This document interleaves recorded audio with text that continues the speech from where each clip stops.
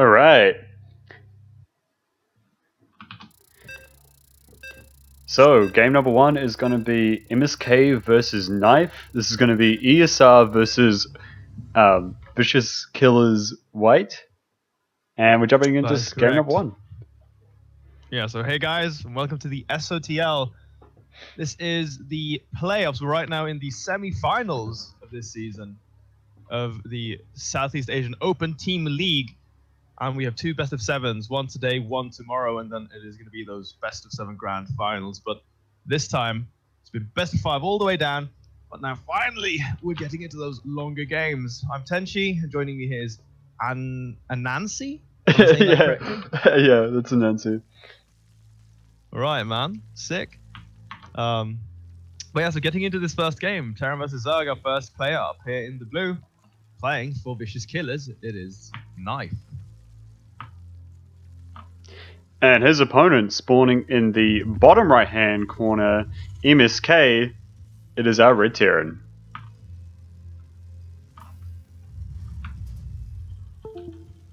All right, man. Here we are. So it's going to be aggression right off the bat here.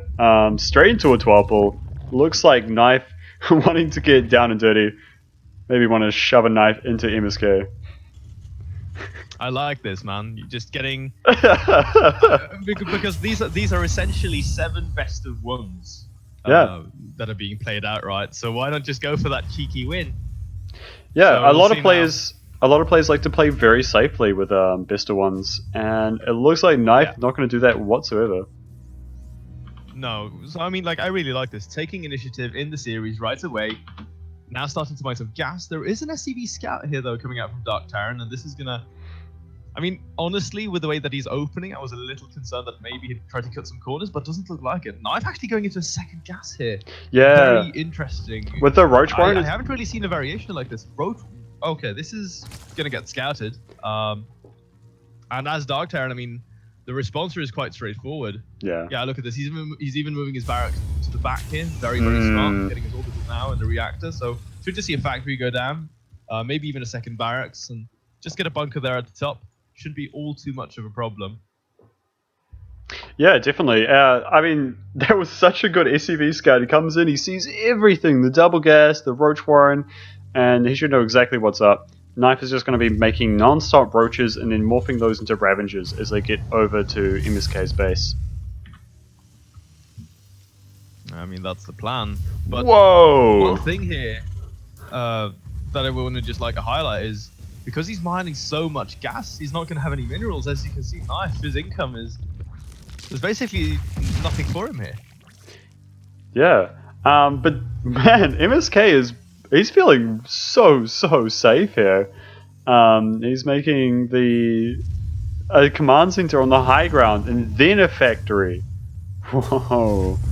So there's a lot of confidence coming out of MSK here to hold. Now this is definitely a really dedicated all-in, so Knife, maybe he can punish the greed out of MSK here. I would actually really like him to just pull a couple of drones off of that gas mining, but this is these overlords providing vision. It's going to break down the first depot. This is actually going to supply block for Terran. Bunker stands, he's got 3 SCVs repairing, but there's not really any substance to the defense right now here for Dark Terran, so he's just going to have to keep those SCVs there for some time now. Yeah, it was really smart by MSK to just pull the barracks away immediately. It just kind of means that these Ravagers, the only thing they can do right now is attack this bunker, and they really want to be doing a lot more than that. They want to be hurting a barracks, killing a reactor, maybe getting some Marines as they pop out. I mean, 2 SCVs go down, and a bunch of lost mining time, but this attack needs to do a lot more. Knife is only making roaches behind this. He's so all in. Now, MSK... The first Cyclone. Yeah, the first Cyclone.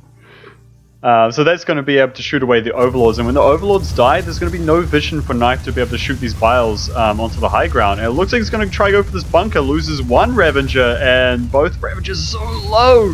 MSK wants to pick this off, and it looks like he's got to chase. Knife forced to hold his ground, and all the Ravagers will go down here, and straight away, GG is called. Good focus fire there from Dark Terran on those weak Ravagers.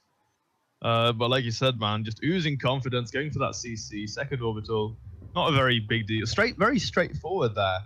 And to me, honestly, there's not too much to really break down, but it's just knife going for six drones on cast so early on. When you're going for this type of build, I think it would be much better if you simply go for just a default hatch first, perhaps, and then from there, you just delay the push a little bit, but you'll have a much stronger economy behind it, so that you actually have options to either transition uh, or commit more heavily, running off of maybe 24, 30 drone economies instead of just, what did he have, like 6 drones on minerals, and then he went up to 8, but it's like so bare bones. Yeah, definitely. I think a lot of that build was counting on it to be a bit of a blind attack into MSK. I mean, if he Reaper scouted and he scouts like a good minute later into the game, then he wouldn't have had the preparations. He wouldn't have pulled his barracks away as early, and that attack looks a lot more scary. But the full SCV scout, MSK knows exactly what to do from there, and it just looks like an easy game. Yeah, but because to me it really makes sense, like in a best of one like this, 2 scout with a worker. I really like that. There are a lot of people who will cut corners on those sort of things, and then a weird attack like this will sometimes end up killing you.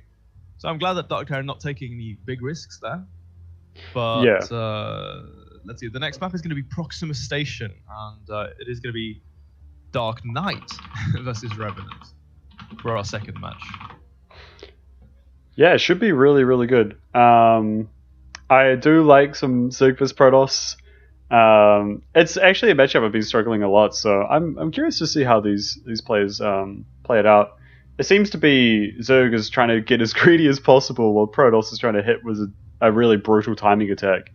So let's see if Darknight wants to take that route. Of course, Protoss could definitely go for a more macro-orientated style, and Zerg can, with the new Dropper Lord and Lexi the Void, they really can put on a lot of multi-pronged aggression. So curious. I have to ask you, what race do you play? I myself, I'm a Zerg, yeah. So this is our first cast together. That one. Yeah, yeah, it is. That's something that I've had a really good time with, actually. Working with the people of the SSAC or SOTL is that this is my third or fourth cast here now, and it's always been with different people. So it's like really, it's fun. It's fun and exciting. Oh, hold on, I hosted the wrong map here because I'm doing the hosting, guys. So I'm like a little bit of an admin, Kappa, but yeah, like that's something that I've really enjoyed. Get to meet new people in the community. Yeah, definitely. And you're from Sweden, right? Yes, that is correct. So yeah, really, it's amazing how spread out and how worldwide StarCraft is with people. Yeah, right. You're always meeting new people from new places. It's really cool. Here, let's see who is the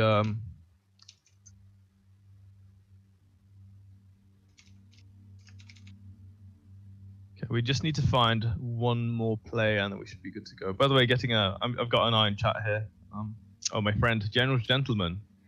He says the other caster is louder than Tenshi. Yeah, that has been addressed. I hope it's okay now. If I'm still too loud, please do tell me. Unfortunately, yeah, you guys let us know. Yeah, I don't really have like a separate like headphones I can put in and listen to stream and see how audio mixes are going. It's all just like bare bones, just like we got this. Yeah, man. I mean, that's it's fun in that sense because it brings me back to my humble beginnings. Because like I was in this very room with one of my mates, and we were sharing like a really shitty headset microphone. And there was no way to like do any sort of decent quality check or anything, and we just winged it, man. It was so bad. It was so bad. Yeah. This is evidently much better, and there's actually production quality behind this. Yeah, definitely. But I mean, I think the SOTL is a lot of fun for me, at least.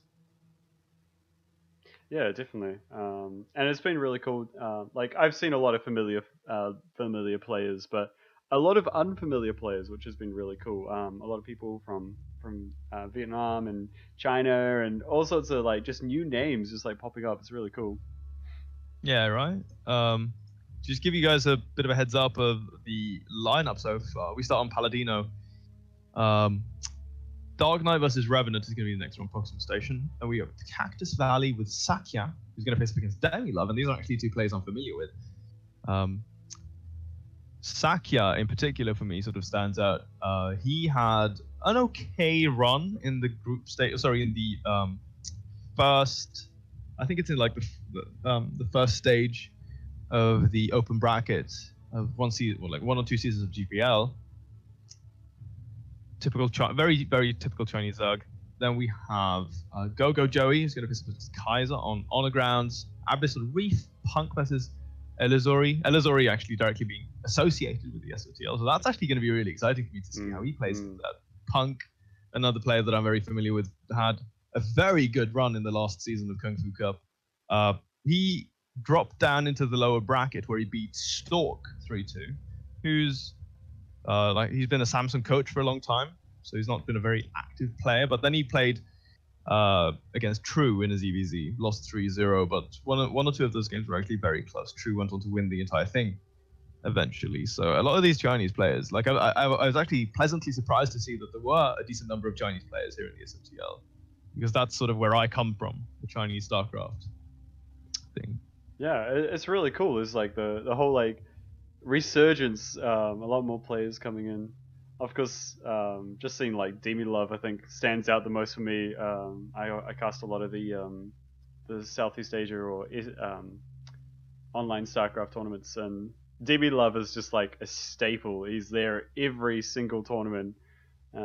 He's always going at it. Elusory, I believe, is the admin for those, so I want to see him go at it. He's always on playing games. All right.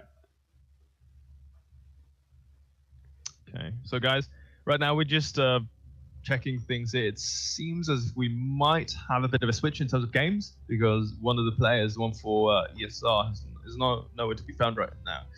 So we're going to see if we can just play another game. So the sequence is going to change just a little bit here. Not going to be too much of a deal breaker, I hope. But so for now, man, it's just we have to do our jobs and buy some time. So actually, I don't know what race you play. I'm a Protoss, man. I see how it would have been really good, the ZVP, like the whole like. Well, I think Protoss has the advantage here. Like, oh, I don't know, man. Like, how have you been finding the new maps? It's like for me personally, some of those maps that people say like are really good for Protoss, like Abyssal Reef and stuff. I've actually vetoed those, mainly because of PvT, because I'm really struggling versus Terran right now. Terran are hard, dude. Yeah. I don't know how you feel in TVZ, man, but like Terrans are giving everyone a run for their money right now. Yeah, to be honest, I'm a filthy cheeser in TVZ. And honestly, like, I find I understand the mid game and later games of Zerg vs Terran a lot more than the other matchups. I think like with Terran, you really have to just get on top of their production, and if you can do that, they can't recover. Oh yeah, no, for sure, man. I've been playing a lot of Terran myself lately, and it happens so many times, like especially in TVT, that I'm not attentive, and then all of a sudden I have like a bunch of tanks and Marines on top of my barracks, and I just leave the game because there's just like not a lot you can do really. Yeah. In that situation, but regardless, I still think that Terran now, it's kind of interesting, right? Because Terran have these cookie cutter builds that they've like historically always been doing. They're generally very straightforward, but they always force your opponent to like respond in some way. And then if you fail to respond appropriately, you'll take a lot of damage, and then your mid game is going to be super awkward. So Terran generally, I feel, don't make too many adjustments. Whereas you and me, like as Zergs and Protoss players, Yeah. we always have to sort of shift in what we're doing in terms of pacing. Like, okay, when can we take our third base without outright dying to this and this and this and this? I always feel so like there's a lot of. I almost feel like Sorry, a go lot on. of Zerg and Protoss players, like, you have to do something kind of different, because if you do what everyone else is doing, then the Terran just has the most practice against that. Yeah, exactly. And because they're doing something that's supposed to be really staple and they do a lot every single game, then they just get into their comfort zone and they know every single stage of the game way better than you ever will. So you've got to like switch things up and take advantages and opportunities when you find them. Oh yeah, no, absolutely, man. I completely agree with you. Hold on, just gonna make the actual admin the host of this lobby so we can get right into it, guys. Darknight did show up. They're playing under different names though, so it is going to be somewhat confusing. So one of them. Wait, let me just check. Yeah. Right. Okay. Yeah. So Darknight versus Revenant. Now Darknight is playing under the name Firefly. His tag is actually with 1F Pro, who fell out in the previous round versus Devious Metadux, who are going to be playing tomorrow. And then Revenant is playing under the name of Escanor. So it is going to be a little confusing, but we know that Darknight is the Protoss and Revenant is the Zerg. So I guess that's what we'll have to go with. Alright, so loading into game number 2, it is going to be Proximus Station. It's going to be a Zerg vs Protoss. This is a pretty crazy map, man. There's backdoor entrances, there's a lot of empty space for air units to fly around. But it's also a map that you can comfortably take a couple of bases and play a macro game, so let's see how these players decide to take it. All right. So, ladies and gentlemen, with our first player down in the bottom left, spawning in is our orange Zerg. It is going to be Vicious Killers, Revenant. And his opponent spawning in the top right-hand corner as the red Protoss. It is going to be Darknight.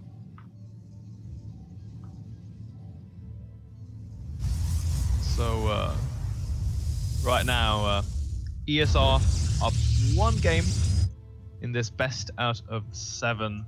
Or they won the first best of 1 out of 7 potential ones. If you can go for that clean 4-0, obviously that's what you want to be doing, but we'll see how this goes. Hat tree first here for Revenant. Makes a lot of sense on this map. I mean, honestly, one thing that I really like is to talk about the map, so let's do that, man. As you mentioned, it's a big map. Very common to see a lot of bases being taken, going up to 4 or 5 bases isn't unheard of. But one thing that I want to touch upon is these gold bases, right? If players start expanding a little bit aggressively towards the center of the map, it actually doesn't take a long time for the opposing army to actually get across and start pressuring. So I think that one thing that's very key here, especially in a matchup like ZVP, that we have seen lately go into those super late game scenarios, if we just go back to like IEM, GSL, where you decide to expand is very important, especially so for Zerg, because you have that creep threat. Yeah, definitely. And yeah, that gold base, it is so close. If you can take that middle area with creep, it's just a hop, skip, and a jump, and you're already there right into your opponent's base.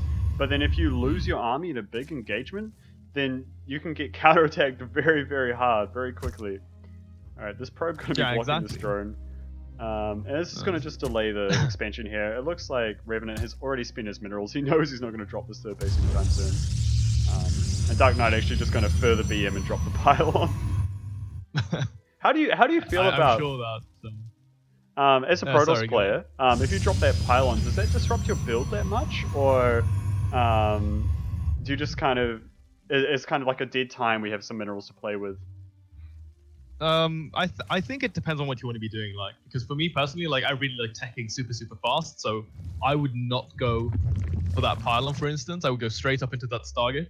I think actually that might have been what I want to say Firefly here, but I know it's not his name. It's Darknight. So I mean, I think I would do something similar to what Darknight is doing, but I'm not a huge fan of pylon blocking. I think it's really, really important that in the early game like this, that you want to make sure that you're building that probe count. And I mean, 100 minerals like that is, you're basically locking down one whole cycle of probes with that investment. But I mean, it's all about how you want to be playing things out stylistically, more than anything, I want to say, for Protoss. Because for some people, it'll be very disruptive. For others, it doesn't matter at all. And it looks like Darknight does want to be more of that disruptive Protoss, as you were saying. And I feel like if you're going to be someone who goes into Stargate, you're going for more economic damage. You're going for that. You're trying to break the Zerg's rhythm, which is a really effective way to play into Zerg vs Protoss. The moment that Zerg start losing their queens, start missing their inject cycles, everything starts to get really messy. And even if you haven't lost yet, your mentality can get broken really quickly. Alright, 2 Adepts going to come on in, but 2 Queens and Speedlings already in preparation. 1 Shade will complete into the back mineral line here. And it looks like... Oh, wow, nice save with the Spore Crawler. Double Spore Crawler.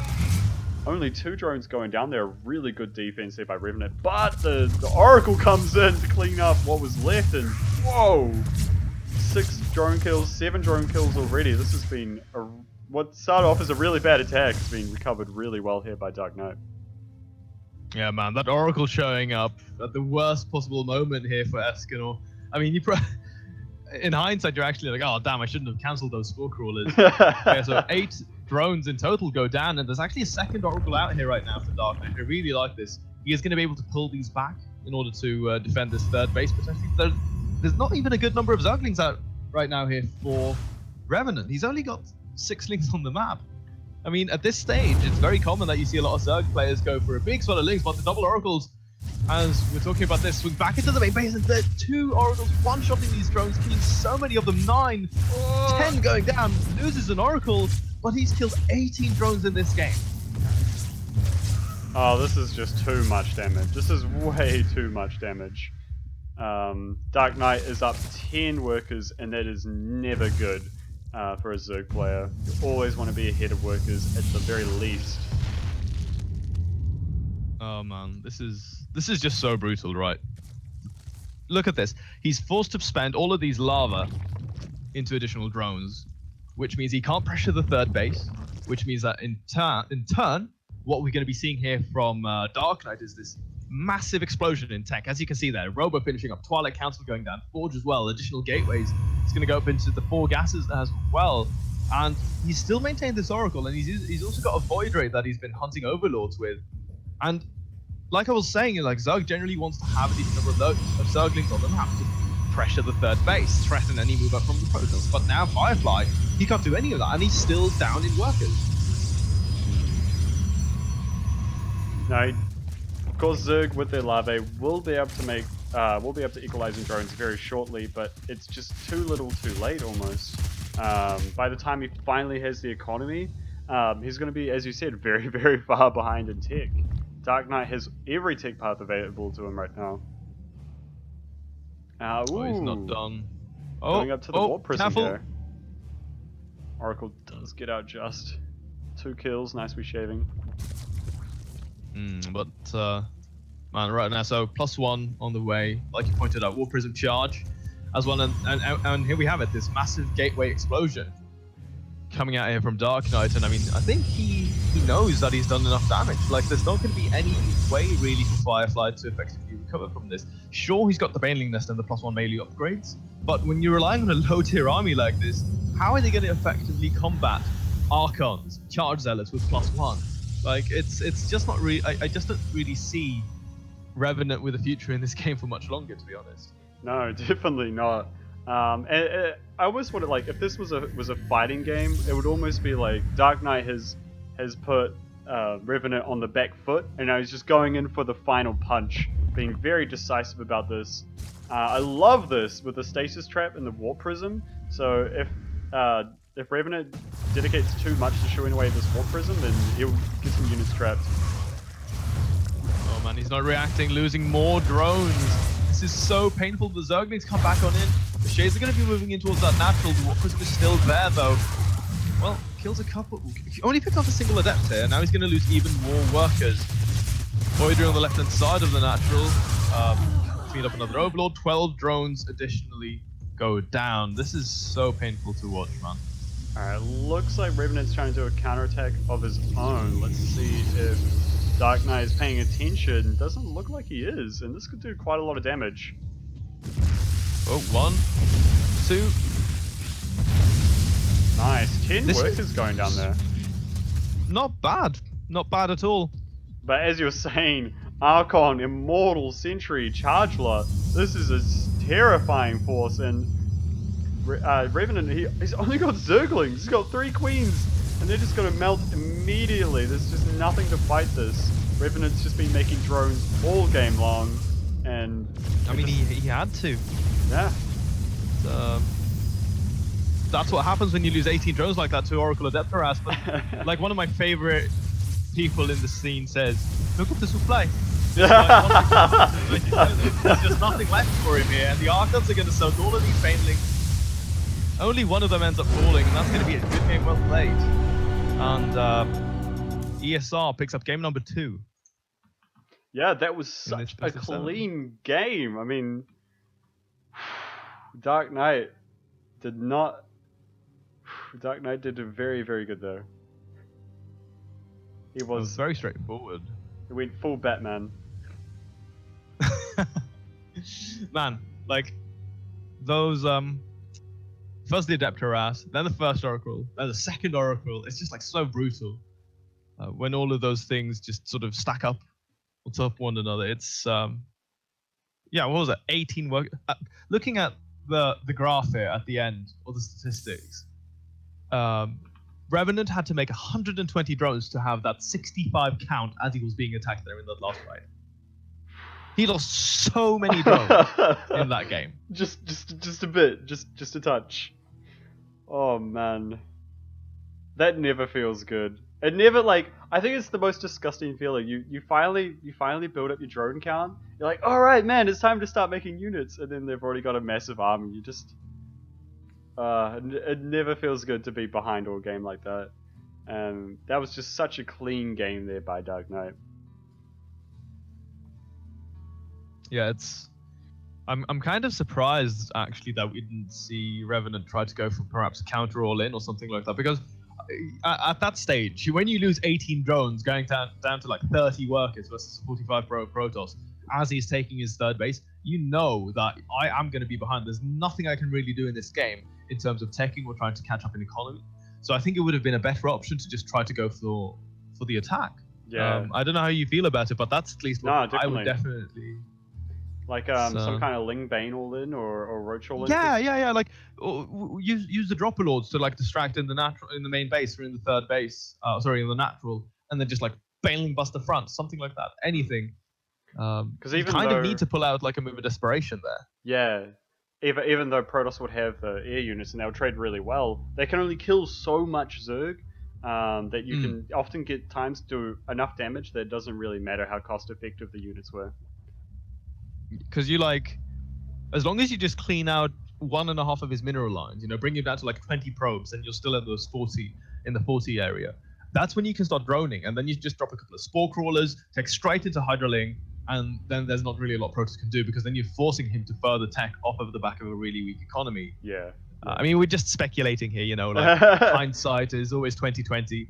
Yeah. But that's at least how I feel about it. It's a tricky one for sure. And it seems to be a lot of Zerg vs Protoss seems to be whoever can get the most economy and just kind of keep ahead in either tech or aggression seems to be able to take it.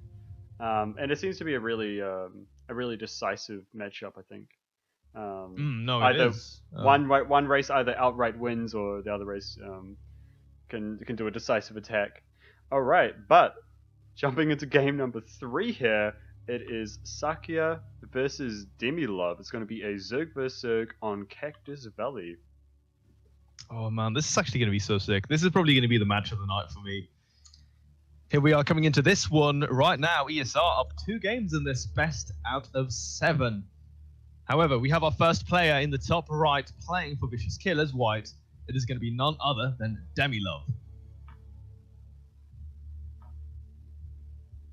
And his opponent spawning in the bottom right-hand corner, representing ESR, it is the Red Zerg Sakya. it's kind of cool, like I was saying there, before we started, to see some of these Chinese players show up here in the SOTL. Now, Sakya I haven't seen since 2015, because that's when that was probably the last time, or like at the start of 2016, where I did the last run of the GPL. That was definitely a hurdle for us. We had to use like a VPN and stuff. But so it's really cool that he's playing in this. And the Chinese players, actually, I don't know if you're familiar with this, but they actually need to use a VPN to connect to any of the other servers. And especially the Zergs. This was especially the case so in Heart of the Swarm, where you didn't have too many variations like with the Ravages and such, so it would only just go into Roach Wars. Because the Chinese players would be playing with like 300, 400 ping. Yeah. So you can't do Ling Bane Wars. Like that was just no. It's suicide. Absolutely out. Yeah, man. And so the Chinese players, or the Chinese Zug specifically in ZVZ, they played in these ways and had these openings where they would essentially skip the early game or try to get out of the early game as quickly as possible to get into Roach Wars. And it was just like such a cool thing to see, especially so when I remember that season of WCSNA where we had Isonu, and he brought one of those like typical Chinese PvP styles to the table, and it just blew everyone's minds. Like, what is he doing? Why is he only making roaches off of 45 drones? It makes no sense. Yeah. Like, it's just really cool, man. But anyway, here we are. Ling's coming across now very quickly. DemiLove going to be under some pressure. Yeah, I think DemiLove has the much better build here, and he's going to respect what Sakya has done completely. He's going to pull the drones. He's not going to mess around. Even though he had an early pull of his own, and he does have his own Zerglings, it still takes time for them to come out, even though he kind of had the correct build here. You want to surround the Zerglings, but you don't want to fight with half your army is always the issue here. And it looks like DemiLove has done a really good job of sectioning off this army. The drone support was just enough with the Zerglings, and with the Queen here, I think this gets shut down completely. I want to say the good positioning there from Sakya for a second there. He kills 4 drones just using the small choke there between the gas and the mineral patch. So it does put Sakya at a slight advantage. Now bear in mind though, the gas has been taken here for DemiLove, so he's gonna, and I mean with speed already on the way, it's actually very close to finishing up here. Yeah. The counterattack is imminent. As we see 16 Lings on the way, DemiLove is gonna have none of it. He's looking to equalize this best of 7 just a little bit here. Definitely. The supplies are a bit deceiving in a way, as DemiLove is putting a lot into his army, and Zerglings are very supply efficient. Oh, these Zerglings of Sakya, they're going to sound the alarm bells right now, but they're going to pay for that with their lives. Only Queens here, and Sakya late with the wall off. If these Queens get surrounded, this will be game here. DemiLove with such a decisive counterattack here. Just like that, takes game number 3. And that puts the scoreline at 2-1. DemiLove, my boy. Oh man. Yes. Oh, that was sick. Planned. That was calculated, guys. No RNG. I definitely want to go back to what you were saying a little bit about Chinese Zergs they had to develop certain strategies because of their lag. And in a way, because of that disadvantage they had, it forced them to be kind of creative and come up with new solutions to problems, like you said, like skipping straight to roaches, and of course they created their own little like closed meta in a way, so that when they brought that strategy outwards, people were prepared for facing this. They're like, oh, what? I'm used to Ling Bane Wars. Why are there roaches this early? Yeah, it was just like such a weird clash of cultures. You could almost make it a cultural thing, you know? That's what I kind of think is cool, because you've got like EU meta, Korean meta, NA meta. EU and NA are always sort of going hand in hand, but it's especially when you look at the Korean metagame and the Chinese metagame. I think especially the Chinese is like super interesting. Yeah. Right now though, it has become a lot more similar to how the Koreans like playing, because there are a lot of the Chinese pros play on the Korean ladder. So obviously they'll learn a thing or two there. But we are going to be going into game number 4. It's going to be Gogojoey versus Kyzer. I just need to find them here in the group. Well, it's also interesting because another reason why you see so many like Chinese Zergs and and Southeast Asia Zergs, like the amount of New Zealand Zergs they're all Zergs. All the New Zealand players I know are all Zergs. So many Australian players, all Zergs. And the reason because is that Zerg kind of require like they suffer the they suffer way less than the other races when it comes to like lag. A lot of your mechanics can just kind of flow, like hitting your injects, building your overlords on time, building your drones, all that. Your army is more about positioning and less so like spellcasters and things that are very like second dependent. Yeah, So that's why, that's a yeah, good like point. mass roaches is like, it doesn't matter if there's a lag drop. I mean, they're still just going to attack. But I That's a mean, really good point. I mean, I guess it's the same. But then again, it's interesting because a lot of these, especially Australian Zergs, I want to say like Pig. Then we also have, we played in Nation Wars. What's his name now? S something. Help me here, man. it's snow. No, I'm gonna cheat. Hold on. I'm gonna cheat. It's I'm just gonna Google Australian Zerg because I know. Yeah, definitely 10 out of 10. They'll give you what you're looking for. Yeah, man. I'm being honest here. I'm not gonna be screwing around. I mean, we had Moonglade for a while. Moonglade was really good. I mean, but he's kind of retired now. He's doing other things. I'm not really sure exactly what though. God, I can't for the life of me remember. Anyway, we're waiting right now for Kyzer to show up to get in this game. But yeah, so I mean, there are a lot of proficient Zergs. Petraeus, Yeah. I don't know if he's still active, but he used to be. Unfortunately, yeah, no, he's studying at the moment. Because I'm in the same city as him now, and I'm like, Petraeus, man, sick. come on, let's play. And apparently, according to Voj, another New Zealand Zerg grandmaster, he's like, apparently Petraeus is a bit of a, what is it called?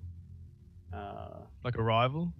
No, he's I guess a bit antisocial. That's not quite the word. No, I know what you mean. Sort of man, just slipped my sticks mind. to him. He does he like does his own thing. Sort of sticks to himself. Yeah. Yeah, sure. Yeah, I can get behind that, man. It's like if you want to get good at StarCraft, you can't go out and hang out with your friends. Yeah, exactly. You don't have time for these filthy plebs, man. Well, unless you're a filthy cheeser. Yeah, because then you only have like 3-minute games. Yeah, it's true. Like, hey guys, I did 20 games of StarCraft today. It took me an hour. Like, oh. Yeah. I'm definitely struggling because I recently just got full-time work, and I have like an hour each day that I can dedicate to StarCraft. It's like, all right, man, it's time to play StarCraft. I'm like, I have to just cheese. Like, I don't have enough time to like play long games. Man, that would make me so sad. Okay, so Kyzer's 8 minutes left before a sub can be used here. So I guess we're just gonna have to wait, guys. That's the one. I don't know if you That's the one. to... See there. I see Chase in chats. See there. That's the one. Thank you very much, bro. Yeah, go on. I don't know if you want to just take a moment to talk about the previous game. I mean, we got really distracted talking about the cultural part of StarCraft. That I think I wanted to talk about like the openers for that map. Yeah, sure.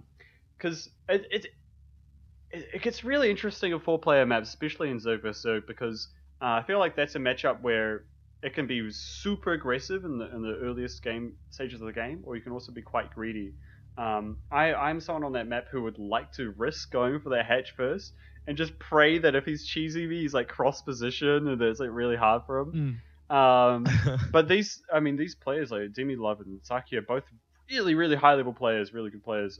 They trust their as long as they can survive the early game, they're confident in themselves enough that they can come back even if they took a bit of a weaker start, as it were.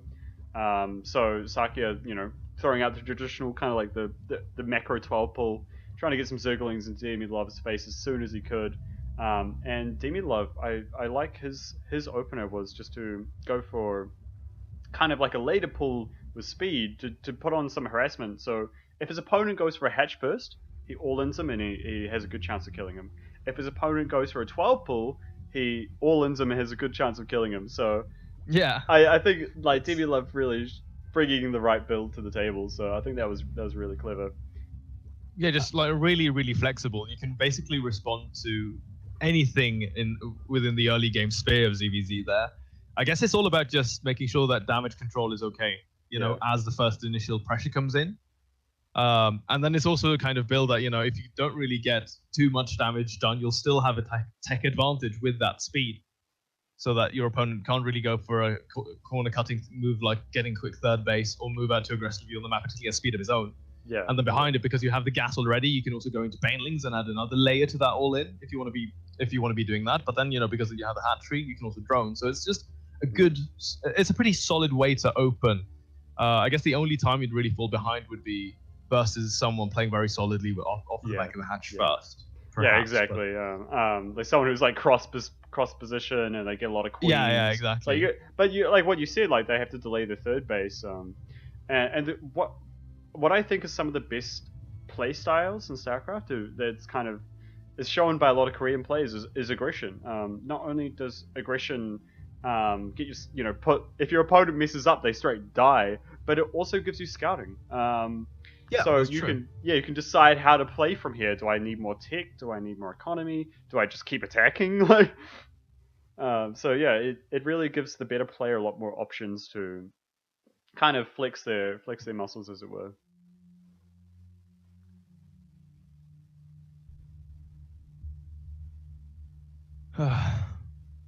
Okay, so right now, guys, no news, by the way, regarding Kyzer, which is a bit unfortunate.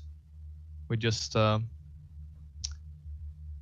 think we're looking for someone to see if he's around, but if such would not be the case, I guess we could throw it to a short break. Would that be, that wouldn't be so much of a sin, would it? Yep. We'll have a quick 2 minute break. We'll be right back, and we'll sort out what's happening with these players. If not, it'll be like a sub, that sort of thing. So we'll be right back, guys. Don't go anywhere.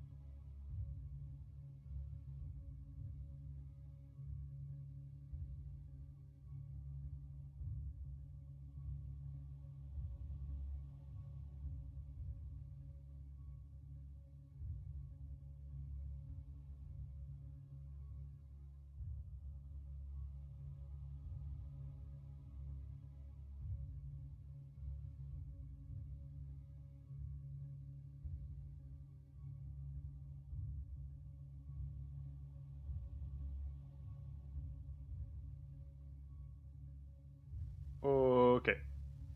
All right. So we found Kyzer.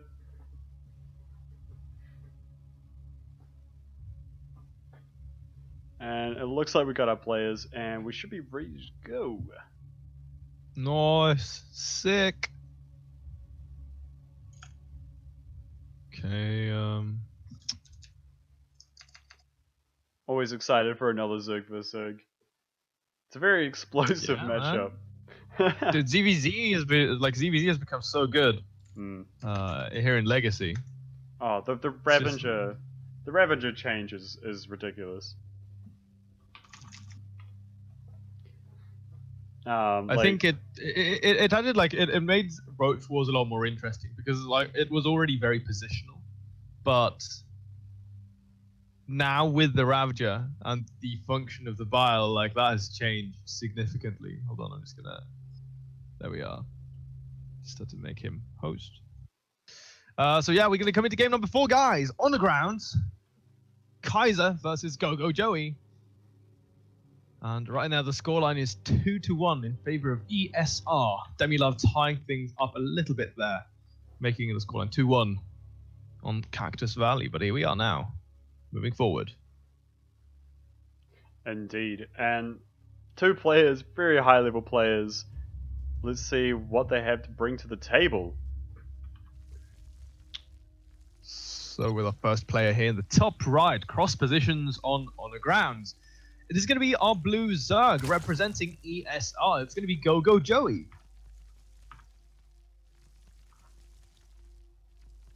And his opponent spawning in the bottom left-hand corner as the red Zerg representing Vicious Killer Gaming. It is Kyzer.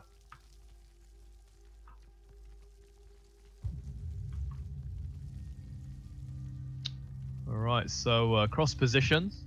This is a huge map, by the way. So getting across takes a long time because, I mean, you've got all of these rocks blocking the direct avenues of attack, so you kind of have to shift around to the left and right a little bit.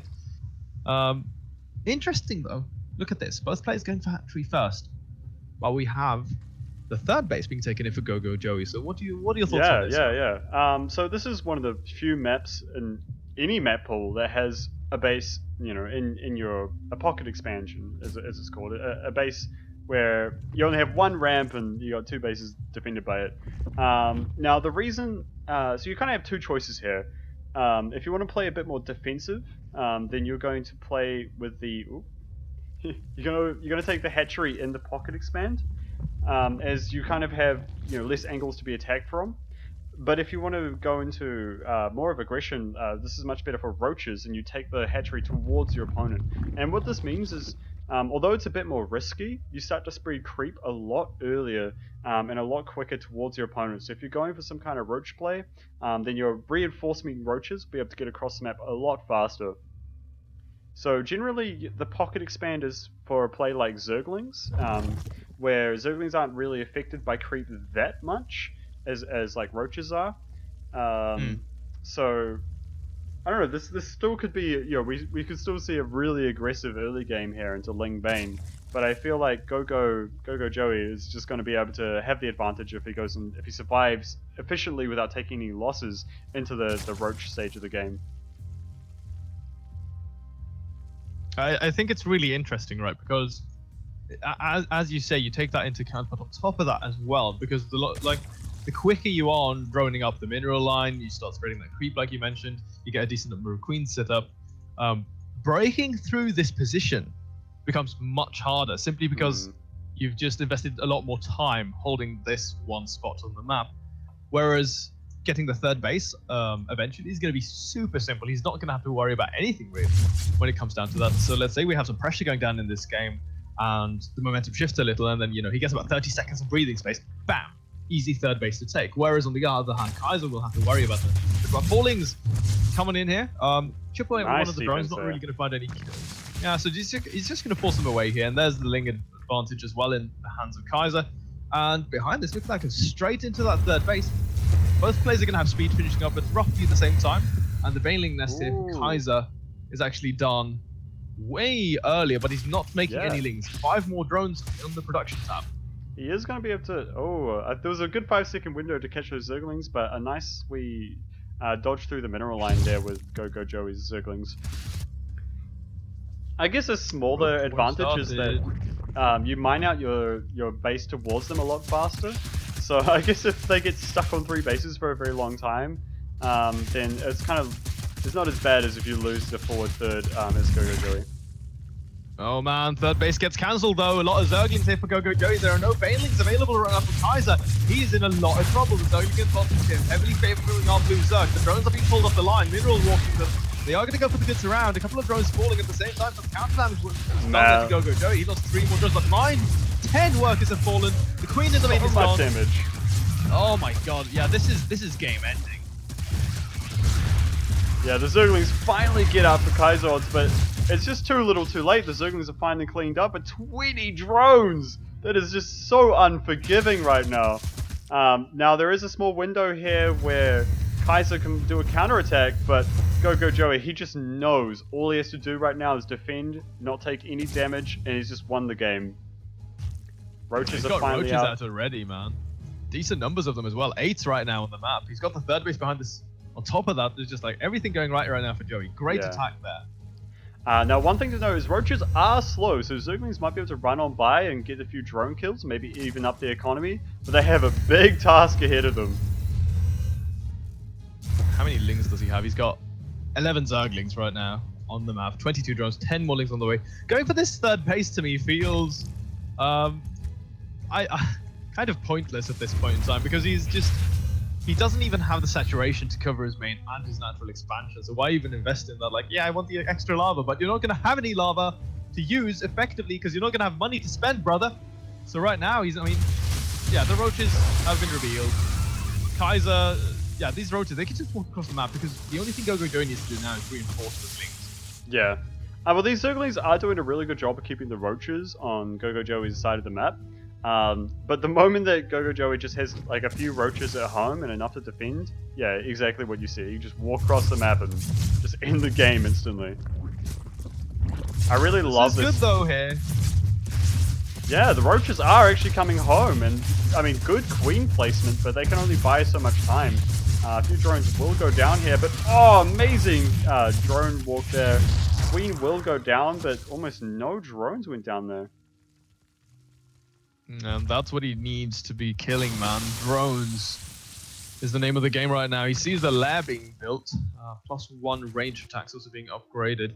Now, Kyzer, I mean, the advantage of the army that he has at least is the mobility, but it's all about that Gogojoey. He just needs to, like you said there before, get enough to just defend to make sure that he doesn't take any damage from this. But he's being a little passive, and I mean, maybe we spoke too early here because I thought the Kyzer was just going to be dead within the next minute, but no, he's slowly starting to drone up. Okay, so bear in mind, 53 drones to 29 is still a huge difference. All right, this is like night and day. Yeah, but he's not dead yet. No, he does have a little window where he can be a bit greedier and maybe try and come back into the game with maybe some kind of tech, maybe some kind of spire play. But Gogojoey, like, you see the speed and the +1 range, they are timed out almost exactly the same, and when that hits, it's go time for Gogojoey. It is Gogojoey time. And the +1 roaches, they 2-shot those Zerglings, make quick work of them. Brilliant scouting here. Double Overlord Scout is not going to get caught off guard by anything. They both die, but they do their purpose. They see absolutely everything. This is brilliant. A spy here. Down here as well for Gogojoey. So I mean, he's just preparing himself. Yeah. If there's something, the one way you can lose, why not do that yourself? If you're already ahead. Exactly.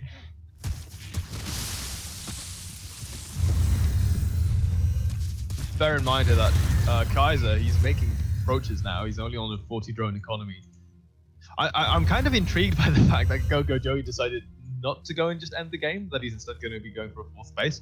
Because this to me plays into the hands of our Red Zerg, because the resource here that he needs most is time. Yeah. And Gogojoey is actually giving him a lot of time right now with what he's doing. His Roach is slightly out of position. These Lings, if they could wrap around on the left-hand side here, perhaps get into the main base, there is some damage potential. Yeah, definitely.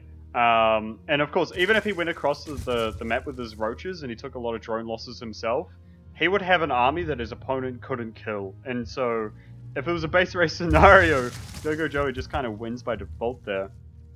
But Gogojoey, he's being the patient player right now. He's got a lead and he's just keeping that lead. And with these 9 neuters, that should just be a position that Kyzer it will just kind of break his back if it were. Like he's struggling to catch up on the Roach front, but by doing so, he's kind of cutting anything that he would need to defend against air. Oh, that is right. Now, first Muta's hatching. It's not making too many here. Gonna start cleaning up. Oh, the Lynx tried to go for a little bit of a run by, but no, sir. This reveals as well. Kyzer now, I mean, he's up to 60 drones, and he's gonna get a 4th base of his own. This is so the supply is important to look at here because it can be deceiving. Like it can be deceiving in Roach wars, but at this point in time, 29 Roaches to the 17 plus the Mutalistic support. It definitely can be deceiving, but I think if there's 80 supply ahead, that does paint a pretty clear picture. In this regard, not so much. So Muta's going to just take out one of these queens, start hitting these overlords. I like the spore crawlers just in the middle of the creep, but it's not really going to matter because the Roaches are here. There are 4 spine crawlers right now.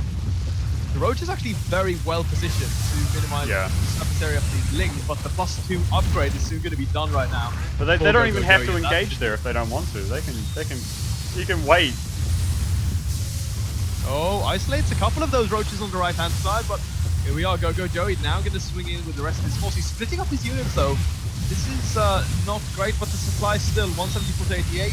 Yeah. With Kyzer getting supply blocked in that fight because he's losing these overlords to the Mutalists. Just even a couple of Hydras being squeezed into Kyzer. It's definitely nothing that he can really afford right now.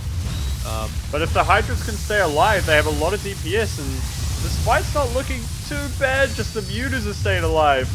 If the Mutas were gone, then this fight really isn't that bad. But with the Roach reinforcement here by Gogojoey, that is going to be game. A good effort there by Kyzer, but Gogojoey was just a bit too far ahead. Feels bad, man. So this means that ESR are currently up 3-1 in terms of maps. 1 game away from winning this semi-final and going into the finals of the SOTL Season 1. Which means that, well, if you're on the other side, if you're on VK, you're not very happy about that one. No, not at all. Things get really nervous and really tough here for VK right now. But they still have Elusory to bring it back for them. It's going to be a Zerg vs Terran, and if what you were saying was true, and Terran's been having a really good time lately, then maybe that's what they need. I mean, Terran are a pretty good race, man. They've always been pretty good. Yeah. If you ask me. I could balance. I think I try to avoid balance whining, but if I were to argue Terran, man, the only race that can bring economy out of nowhere. Yeah, just like kill all of his SCVs, but he's on 4 command centers. He just mule hammers you and then has a stronger burst in terms of mineral income than your 65 drone economy. It's so frustrating. It is so frustrating. I remember when I was practicing, I used to practice against a master player when I was still like platinum. I mean, I got destroyed every game, but one game I killed 120 SCVs, and he just did not care. He's like, "What, man? I got mules." Like, what does it matter? Awesome. All right, so you have the players. Yeah, hold on. Just gonna. There we are. This is going to be a fun map indeed. The next map is going to be a Bissell Reef. It's going to be a Zerg vs Terran. Can VK bring it back? ZVT super sick matchup, guys. Very exciting. This is probably one of the most popular matchups. I think like when it comes to those semifinals, grand finals, and the big events, everyone hoping for a ZVT. Oh Because yeah, those are always so good. They're always so memorable. yeah, Like some of the best games in StarCraft history, to me, have always been ZVTs. yeah, Going yeah, back yeah. all the way into Wings, man. If you remember Nesty versus MVP on Oh baby, or even what's further than it that, called? Flash and J-Dong. Yeah, like one of the greatest rivalries in esports. It's super, super exciting.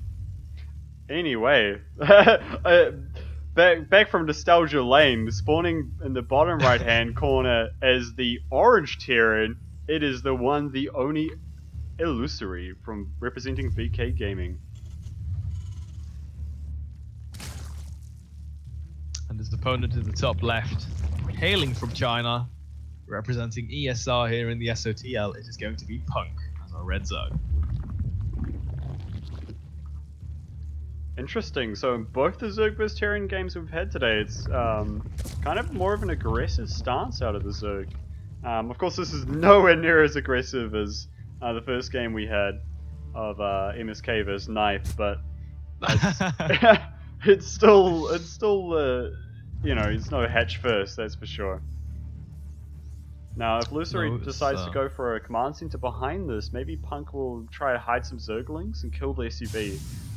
Delaying that command center is a real nuisance for Terran, not just because it delays your economy, but it also delays a lot of your timings. Your timings are very, as you said, very structured, very tight. You know, they need to drop their mules at a particular time to be able to afford the buildings and the units they need. So, if against a lesser Terran, it can be a really brutal move, especially if someone is under stress or a bit nervous. It's something that can really throw you off. And of course, the Zerg, their timing remains the same. Their timings have not changed. So they get to play a very comfortable game, whereas the Terran is kind of put in a bit of an off foot. That is very true. Actually, I love little moves like that. Just as you mentioned, look at this. He's doing exactly that. He's hiding these two links. He moved them specifically around the left-hand side of the map, just so he can go in and kill that SCV. And I think he's going to manage to do that. Actually, that Reaper even being pulled back. I think he realizes he what's going to be going on. And he sees the timing of the hatchery, and he knows instantly there are Zerglings going to go and attack my SUV. And gets the SUV. The Reaper will be able to clean up these Zerglings, and there is a wall off the top of the ramp, so I don't know how much damage Punk is going to be able to do with just pure Zergling here, but he might be able to cancel this command center, which is a huge blow to the Terran. Oh, these Marines! This is not where you want to be! Yeah. Now the I mean, 8 Lings, 2 Marines, and the Reaper with a grenade. Now he's not going to be able to get a cancel. There's a lovely grenade. This is nice though. Shipping up 2 Marines, 2 Lings to pick up the SCV building. He gets a smart move, but now speed is done. Oh my god, is he going to get the wraparound? Gets the first Marine, gets the second one as well. Oh, he gets the SCV as well! Oh my god, no! This is so sick. Punk! Oh man. Now this Reaper, man. This is actually so big right now. Killing 20 Zerglings was not in this Reaper's job description. But by damn, he'll do his best to try. Now more Marines. 2 more Marines have popped out. Bold. So bold. But I mean, Punk wasn't reinforcing behind this, so I guess Elusory is fine to do this. And this command center is so delayed. Elusory's timing's thrown off completely. And so let's see how he deals with just kind of like a random scrappy game. So he delayed the command center by roughly 30 seconds, 40 seconds. Now he's going to get his second orbital, right? But I like this from Elusory. Behind this, he didn't deviate off of his original build plan. As you can see, he's going into that 2-1-1. Yeah. He was forced to do this one Hellion, which is pretty interesting. Yeah. Like this is like even just a small thing like that is really awkward, right? Because he lacks the second mule option, and his SCV count is significantly smaller than it would have been otherwise. And what this is going to do, like if we look at the count, he's only got 9 Marines. And as these medevacs are going to be popping, he's going to have a significantly weaker drop as this starts lining up here. And Punk at this point in time, like he's droning away very heavily, making this decent is number of Zerg heaven right now. He's got a good minute or so to just sit back and make drones. That's every Zerg's wet dream. And do know here, Elusory, he doesn't have an armory. He actually can't make Hellbats. Is he going to There we swap go. the factory with the starport here? Interesting. Yeah. Does Wouldn't look mind. like. Oh, Hellion production. This is interesting. Very unorthodox seeing someone do this because he's kind of doing things in reverse right now. Yeah. But I mean, he's definitely trying to make the best out of a kind of a poor start. If your standard is going to be broken and there's no way you can come back in a standard game, then definitely switch things up. As I definitely prefer that choice. Nice overlord pick up here, nice creep, but a lot of queens on top of this ramp with no Zerglings. Zergling's going to come in from the backside and nice pick up there. Medivacs get away on nice healthy health. They're nice healthy health. They're healthily healthy. Yeah, okay, but so now Elusory, he started to SCD up a little bit here. Saturation is looking a little better. There's that armory you pointed out, by the way. So we are going to see those hellbats being added in eventually. Now, Punk has to be a little careful with these links. Obviously, he doesn't want to be forced to remake too many of them, but he's got a good count right now. He's getting his lair. Did squeeze in a few more drones, but he's making a lot. Like, I feel as if he's cutting a lot of corners here in terms of the drone production. He's making a lot of, like, a big swell of Zerglings here, 4 or 5 drones, another big swell of Zerglings. So he is actually hurting his economy indirectly with this. And this is, I don't think this is actually the best choice considering the fact what he's up against. But it's all about those Banelings connections, and this is a great position right now for the Terran. It is, and that choke point with Hellbats is incredible. But you know what? Also love choke points, Banelings. Ooh, actually, that was a really expensive hold there for the Zerg. And in fact, Punk has lost a lot more resources here. In fact, he's lost 72 units to 32. Now, of course, obviously Zerglings, you know, because they spawn in pairs, it's bound to be nearly double. But there's actually quite a lot of lava here, I think, for the Zerg, which is... it's something that, you know, you need to build extra hatcheries to make up for. So, Punk, although he may have the resources, he's going to struggle to replace the army just purely because of lava restrictions. That's a good point, but I want to point out as well that he's at 55 drones now, just recently reaching that count. His economy isn't even great to support this sort of constant production of units, and Elusory has done a really good job in staying in this game. Behind all of this aggression, he's adding in more barracks, he's getting his third command center, double engineering base, not employing them just yet. Yeah. But again, I mean, he's going to keep pushing. Yeah. He's going to keep applying pressure. Elusory's supply, I think, is about to jump up. The moment that these add-ons finish on these barracks, we're going to start seeing Elusory start to kick into full gear. And with that third base, he should be able to maintain this this production. And I think Elusory is somehow he's found himself at where he wants to be in this game. Yeah, I'm actually quite critical of Punk in not deciding to add any sort of additional tech. No Spire, no Infestation Pit, no Roach Warren, no nothing. So he's only going to be sticking on Lings and Banes. And he doesn't even have a full space going down behind this. So, I mean, he's going to be very naked in terms of what he has, you know, for options to deal with this. And look at this. This is so smart here from Elusory. Just keeping those Hellbats in hold position. And now he's going to go for the big wraparound. I mean, Punk will be able to clean this up. But again, like you said before, it's going to be another expensive victory. Yeah. Still a good 600 minerals, well, resources behind Elusory. And those Banelings, I mean, he obviously had enough forces to clear out that attack, but the Banelings all detonate on 3 or 4 Hellbats? That was extremely expensive, really good splitting there by Elusory. Definitely making the best out of kind of a bad situation. But it looks like Punk, he's held off for as long as he can. And one thing to note, although his army hasn't been trading that well, his economy has kind of been untouched here. And that's the... Baneling's going to crash on through! And... you know, they're going straight for that mineral line right now. It's being pulled off. 9 workers going down so far. More units streaming in. And he's again going to target those SUVs. Oh, the entire army of Elusory gets absolutely annihilated. And that's it. Banelings just roll on through sometimes, man. They never stop. Alright, so Punk is the winner. ESR is 4-1 here. Means that they move on, guys. In the SOTL, they're going to be going up against the victor of our next semifinals. Hold on. Yeah, congratulations to ESR. They're really showing a really dominant performance tonight. Yeah, Pulling out 4-1, not bad. some really good players stocked up here. So, damn, 4-1. That is a solid showing tonight. The only one to claim a map there for VK was DemiLove, actually. They're on Cactus Valley. But I want to say that, I mean, if we look at the lineup, I think, yeah, I think like Punk to me is definitely the one who stands out the most. And it really showed, honestly, now here in this last map, even though Elusory, really good effort from him there. And I think there were probably moments in that game where he could have potentially struck a chord and made somewhat of a comeback to just equalize things. But yeah, 4-1.